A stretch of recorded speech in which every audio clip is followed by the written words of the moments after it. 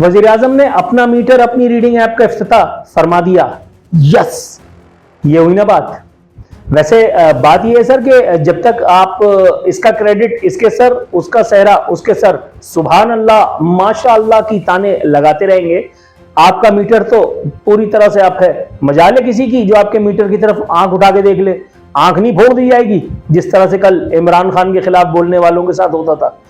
मैं आपका कहीं खुदा न खास्ता तकाबली जायजा नहीं ले रहा हूं, ये ऐसे ही रवा रवी में गुफ्तगू हो रही है।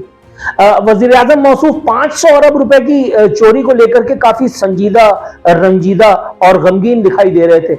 हुजूर, चोरी 500 अरब की हुई है या 5000 अरब की, ये तो आपके जाने के बाद पता चलेगा। यहाँ जब हुकूमत में होते हैं तब चोरी कहाँ होती है, तब तक तो वो ऐन जायज काम होता है, और फिर इस काम के लिए कोई भी इदारा या कोई भी तरीका इस्तेमाल हो, की फर्क पैदा है। अभी पीटीआई वालों को देख लीजिए, रोना पीटना डाला हुआ है, ओहो मर गए, लुट गए, मखसूस नशिस्तें छिन गई। मखसूस नशिस्तें लेकर के क्या उखाड़ लेते? मतलब इस वक्त कोई भी चिराग आपके खिलाफ जल सकता है ना, लेकिन फिर भी बिला वजह शोर मचा रखा है यारों ने। और भाई ये नशिस्तों पे फैसला, मैं हैरान हूं। एक साहब ने मुझे फोन किया, कहने लगे सर वो आपका इस हवाले से एक इंटरव्यू छोटा सा अपने वेब टीवी पे चाहिए। ना भाई क्यों, काहे के लिए? इस एक वक्त में आपके खिलाफ कहीं कोई चिराग जलने का ही नहीं, और ये बात पीटीआई वालों को समझ लेनी चाहिए। ऐसा नहीं है कि इस वक्त सब कुछ अच्छा है, ऐसा नहीं है, लेकिन इस वक्त इजहार पर उसी तरह से पाबंदियां आयद हैं जिस तरह से इमरान खान के दौर में आयद थी। ये अलग बात कि इमरान खान के दौर में भी अल्हम्दुलिल्लाह सुम्मा अल्हम्दुलिल्लाह आपके हैकर ने अल्हम्दुलिल्लाह अपना अलग एक बिल्कुल स्टैंडर्ड रखा था। आज भी मैं थोड़ी बहुत बात करने की सही, मगर कोशिशें या अदाकारी फरमा ही रहा हूं। पीटीआई वालों को मतलब इस वक्त अगर ये नशिस्तें मिल भी जाती तो भी होना हवाना कुछ नहीं था। इस बात की आप बिल्कुल खैर मना लीजिए। पीटीआई वाले बिला वजह गला फाड़ रहे हैं, मेरे दोस्त के हमारी नशिस्तें चली गई, फलाना हो गया, ढिमकाना हो गया। इन नशिस्तों को रख करके भी इस सिस्टम में आप कुछ कर नहीं सकते मेरे सरकार, तो फिर फायदा क्या है? आप सिर्फ लंतरानियां फरमाने के काम आएंगे, आप सिर्फ वो प्रोटोकॉल एंजॉय करने के काम आएंगे जो शिबली फराज जैसे लोग एंजॉय कर रहे हैं। कहां है वो जो इमरान खान को हैंडसम कहते थे, शिबली फराज जैसे?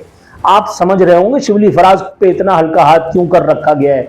ये पाकिस्तान है, ये पाकिस्तान है मेरे सरकार। यहां अगर किसी का चिराग जलने दिया जाता है तो उसके पीछे कोई ना कोई ठोस वजह, कोई ना कोई सबब, और कोई ना कोई फायदा, कोई ना कोई मफाद, कोई तमा, कोई हिर्स, कोई लालच, कोई हवस जरूर होती है। शिबली फराज पे ऐसे ही नहीं हल्का हाथ रखा गया है। एक और खबर सुनने में आई, सदर मौसूफ जो है वो एक हस्ती से इस्लामाबाद हाईकोर्ट के सीनियर तरीन जज का हलफ लेते हुए दिखाए गए थे। हैं? मतलब अगर ये सीनियर मोस्ट पाकिस्तान भर में हो जाएं, इस्लामाबाद हाईकोर्ट की बात नहीं कर रहा, अगर ये सुप्रीम कोर्ट के भी सीनियर मोस्ट होते तो ये क्या कर सकते थे इस एक वक्त में?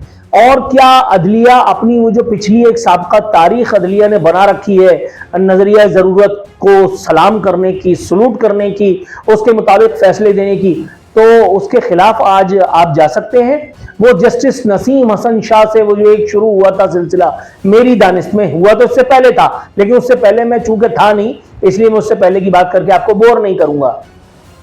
जनरल मुशर्रफ के दौर में जिस तरह से अदलिया ने चीफ एग्जीक्यूटिव ऑफ पाकिस्तान को अपनी मर्जी कर लेने दी थी, जिस तरह से पाकिस्तान ना हो कोई प्राइवेट लिमिटेड कंपनी हो, उसी तरह से मामलात जो है वो आगे भी चलते रहे। जनरल बाजवा के दौर में क्या हुआ था, यही सब कुछ हुआ था। उस एक वक्त में वो सादिक और अमीन बना दिया था इमरान खान को जबरदस्ती। दुनिया जानती थी कि ये कमीन और लईन है, लेकिन अल्लाह माफ करे माजल्ला आपने उसको किस मनसब पे बिठा दिया था, वस्तगफार, सिर्फ इसलिए कि आपका धंधा जो है वो उसके साथ वाबस्ता था। तो बस इसी किस्म की कुछ खबरें हैं। कोई अच्छी खबर कहीं से अगर मिल जाए तो मैं आपको सुनाऊं भी, मगर अच्छी खबर एक मेरे पास कम से कम जरूर है।